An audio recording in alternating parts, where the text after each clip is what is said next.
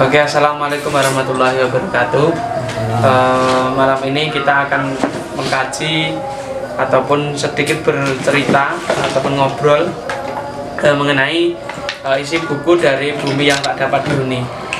Mungkin pada kesempatan kali ini saya tidak dapat menyampaikan secara detail mengenai buku yang ada di hadapan saya ini.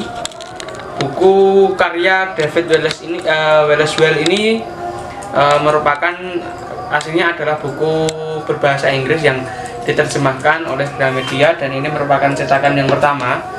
Kalau dilihat ataupun kita baca isinya itu ada beberapa di bab yang ada di buku ini.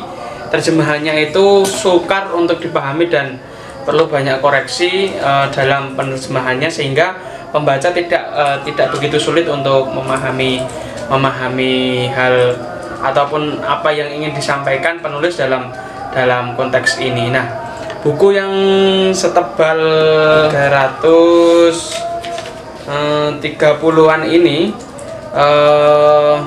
topik besarnya adalah tentang kerusakan iklim dan apa akibat dari krisis iklim yang terjadi pada saat ini. Nah, mungkin sedikit pengantar untuk David Wallace-Wells ini sebenarnya siapa sih?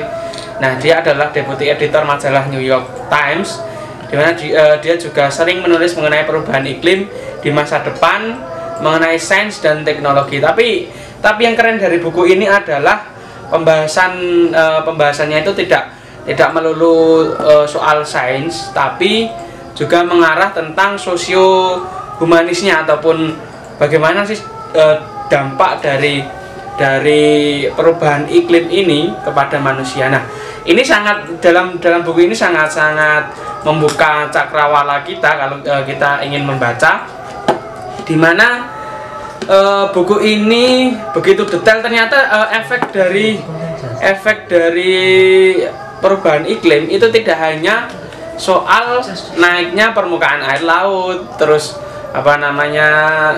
sering terjadi bencana berupa tanah longsor, terus mencairnya es di kutub utara ataupun kutub selatan.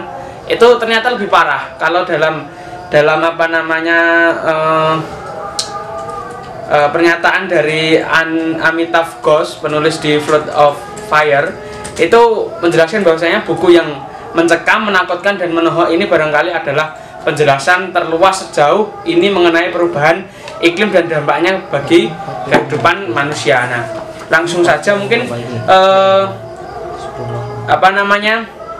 perubahan iklim, kita sudah mungkin sedikit mengetahui ya mengenai perubahan iklim itu bagaimana, apa yang menyebabkan itu. Mungkin tak kira teman-teman sudah clear untuk masalah itu. Nah, perubahan iklim ini ternyata sadar tidak sadar kian hari kian bertambah, walaupun kita mulai masif untuk melakukan kegiatan pengurangan sampah ataupun zero waste, terus melakukan reboisasi dan lain-lain. Tapi ternyata kemungkinan besar itu tidak akan terjadi perubahan. Karena apa?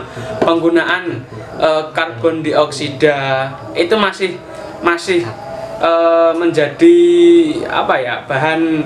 bahan utama, ataupun penggunaan bahan bakar fosil itu kita masih sangat bergantung sekali begitu. Walaupun sudah mulai ada terobosan energi alternatif baru yang ramah lingkungan begitu. Nah, sayangnya kita tetap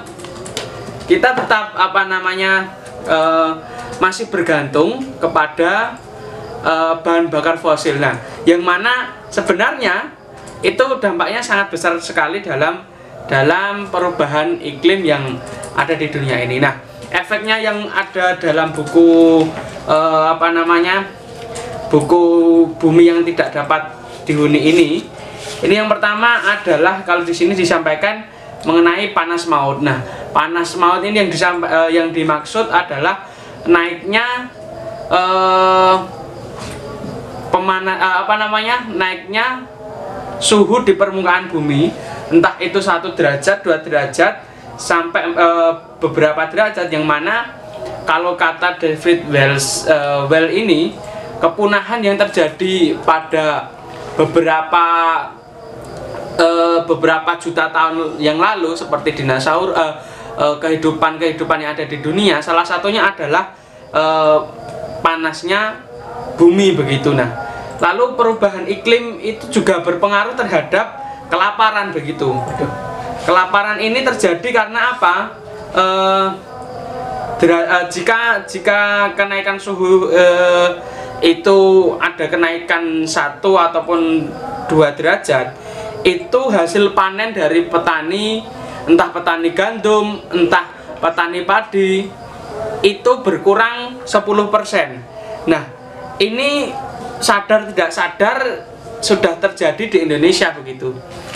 Kenaikan 1 derajat itu mengurangi hasil panen 10%. Nah, bukti nyatanya adalah di daerah saya di Sragen begitu. Dulu 1 hektar sawah itu mungkin bisa menghasilkan 2 ataupun berapa ton begitu. Tapi saat ini dengan keadaan panas yang begitu terasa, itu menyebabkan kadang tahu ya, gagal panen atau puso itu nggak ada padinya, nggak ada bulir padinya, tanaman padi yang kita tanam begitu. Nah, lalu apa namanya, selain itu saat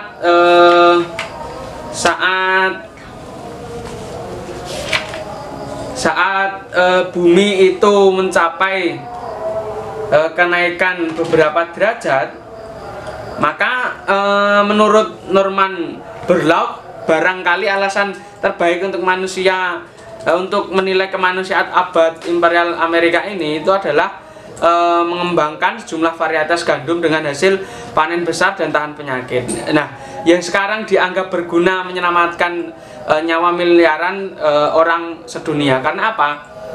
Dengan pemanasan global itu, kalau kita tidak berinovasi, entah itu membuat varietas gandum ataupun beras yang tahan akan hama ataupun yang lain, maka akan bisa dipastikan beberapa juta orang itu akan menderita kelaparan begitu. Kadang saya saat membaca buku ini itu percaya nggak percaya ya, karena ya kadang kita belum mengalami itu. Nah, lalu efek yang kedua yang ketiga itu adalah tenggelam. Maksudnya bagaimana? Nah, kalau di awal bab ini ataupun subbab ini dijelaskan laut akan menjadi pemusnah, itu sudah jelas.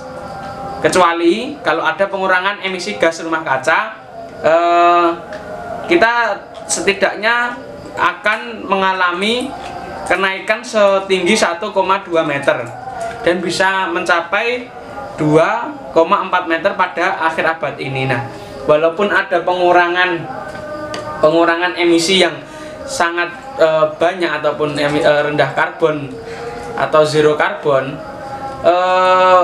kita tetap akan mengalami kenaikan permukaan laut setinggi 1,2 meter. Nah, kalau di sini juga disajikan data bahwasanya pada 2050 Jakarta itu akan tenggelam. Nah, ini kan sudah banyak didiskusikan dan mungkin salah satu menjadi topik yang hangat beberapa waktu yang lalu begitu, mengenai isu pemindahan ibu kota. Nah, itu mungkin salah satunya ini penyebabnya adalah diprediksi pada 2050 Jakarta itu akan tenggelam. Penyebabnya adalah naiknya permukaan laut. Nah, naiknya permukaan laut ini bisa disebabkan karena apa? Melelehnya es di kutub selatan, dimana di situ di kutub selatan itu lapisan esnya kan sangat tebal sekali begitu. Lalu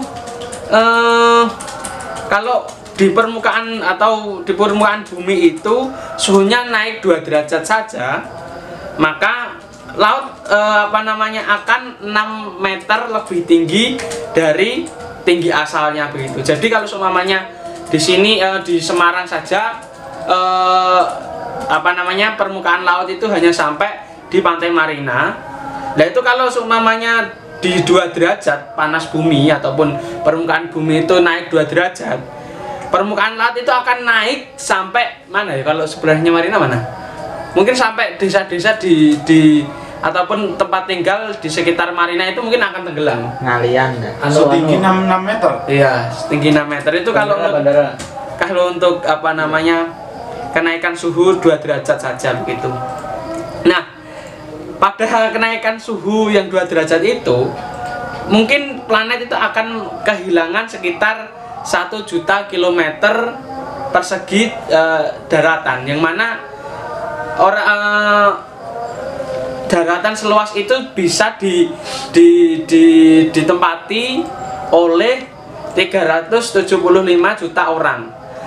Kita bisa bayangkan 375 juta orang pada hari ini, atau setara 1/4-nya penduduk Tiongkok, itu efek yang luar biasa kalau itu nanti mereka mau bermigrasi ataupun melakukan perpindahan tempat, dan di situ mungkin akan terjadi konflik, terjadi peperangan, bisa jadi seperti itu, dan itu disampaikan dalam buku ini begitu.